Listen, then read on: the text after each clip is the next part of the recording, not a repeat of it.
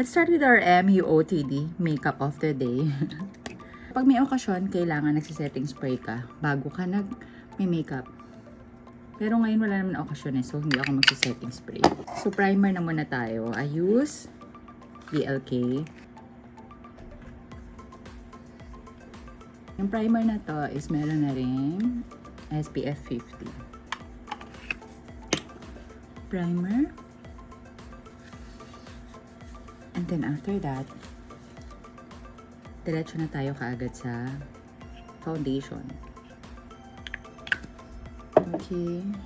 So, use this.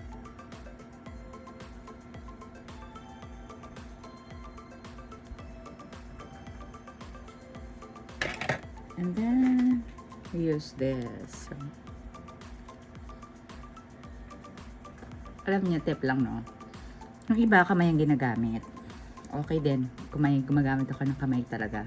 So, ito kasi para lang mas maingatan mo yung skin mo. Hindi mo masyadong pinipressure. Pero, ang mahalaga naman sa paggamit ng mga sponge, sa mga brushes, is you have to maintain them na malinis. Kasi, useless kung kaya mo siya ginagamit para ingatan yung skin mo. Pero, madumi naman. Hindi mo siya nalilinis. Ito, laging merong lalagyan. And then, actually, yung mga brushes ko, may ganito siyang lalagyan, no? So, ayan, no? Nako-cover siyang ganyan. So, yung panglinis ko ng brush, ginagawa ko siguro once a week or twice a month. Twice a month. So, may nabili akong ganito. Lalagyan mo lang yan ng tubig at saka ng cleaner. Tapos, i-USB mo lang siya. So, siya na yung naglilinis ng brush. So, yun. Importante, yung mga ginagamit mo, minamaintain mo malinis. Kasi di useless yung pag-alaga ng skin mo kung pag-gamitin mo sa skin mo is madumi naman. Okay?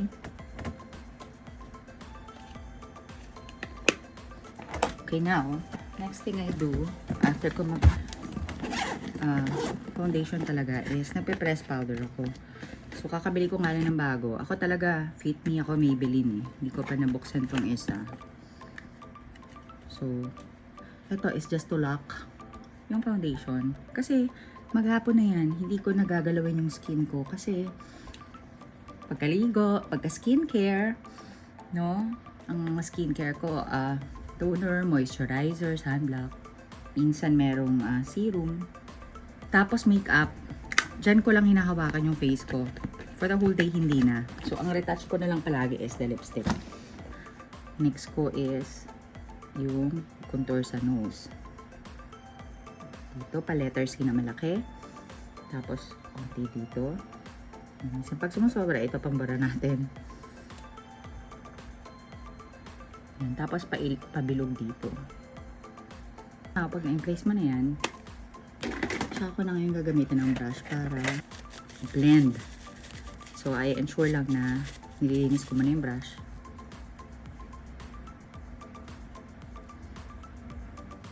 Dun sa place na gusto mo siyang i-drawing, dun mo siya i-blend. There you go. Nalagyan ko ng highlighter dito. Dito. Tapos, i-next ko na itong ibabaw ng eyes o sa ilalim ng aking eyebrows. And then, konti dito sa cheek. Ibabaw ng cheek. Next na natin is kilay. Ginagamitan ko ng brown kasi may kulay yung hair ko eh. So, kapag light yung color ng hair ko, ginagawa kong brown yung ating eyebrow. Para hindi siya masyadong contrast. Hello. Ayos na rin ako. Sige. Next ko naman is let's use our orange shadow for today. Subukan natin yung trending na one color for everything. Kailangan pa tayo ng brush. So, let's put some here.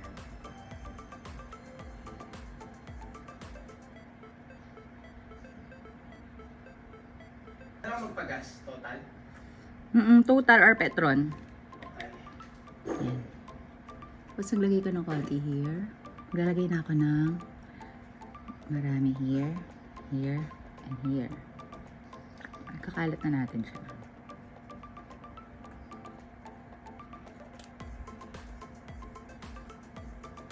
Yeah, it looks nice naman. One color lang. And then, lastly, our Aegusal. Actually, alam mo yung Aegusal, hindi ko na talaga inaalis yan sa makeup ko. So, an angle brush.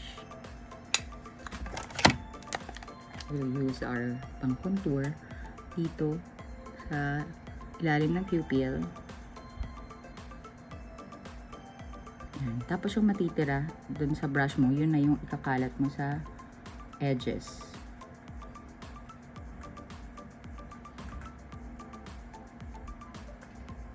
Okay. And then, maglalagay tayo ng highlighter. Yung highlighter ko is medyo, since orange yung ginamit natin, medyo orange din yung pang-highlight. Dito rin banda. Sa ilalim ng pupil lang. Para mag-plump yung ginawang Aegusal. Tapos, I use naman itong lighter na pang-highlight. Dito naglalagay ako dyan. Konti dito. You know what? Diba yung mga highlighter parang sobrang lapit ng colors nila sa isa't isa? Pero mind you, kapag ito gaya nito, iba color. Ito, iba color. Pag nilagay mo sa mukha mo, kala mo parehas lang yung color kasi parehas lang nag-glitter. Pero technically, pag ginamit mo siya, it gives dimension to your face. Okay? Maglalagay na tayo ng wing. So, ako, dilat akong ganyan. Tapos, yung, ito tong shape ng mata ko sa baba, yan yung sinusundan ko. So, ganyan.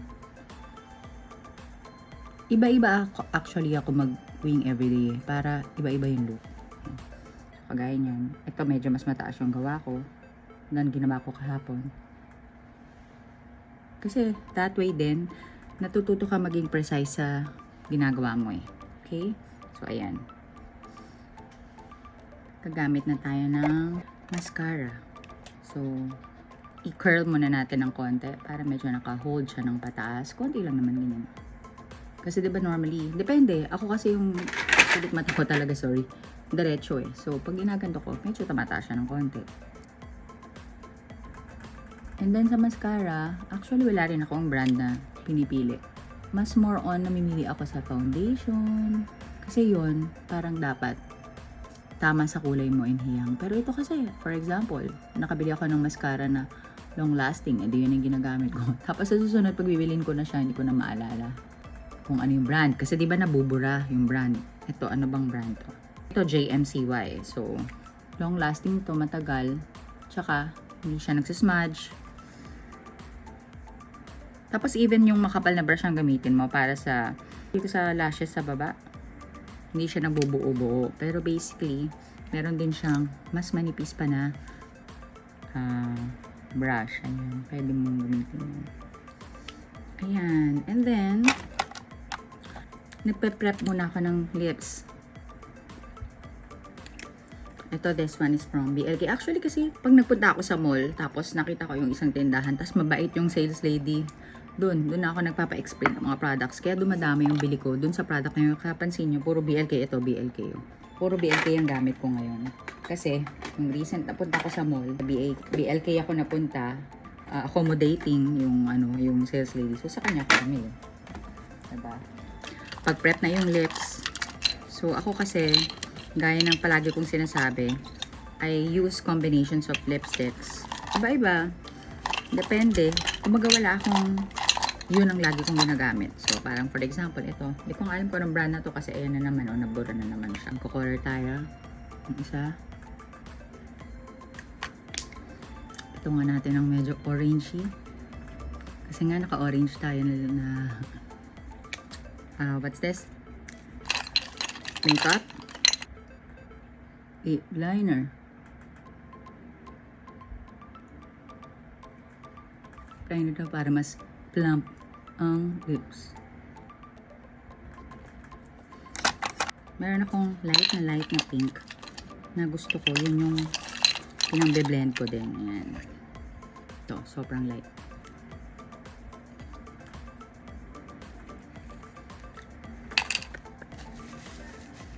Ayan. Hindi rin ako maglagay ng lip gloss. From BLK na naman. Hindi na siya ng konting. Ayan, tumulo pa. Ganyan. Diba?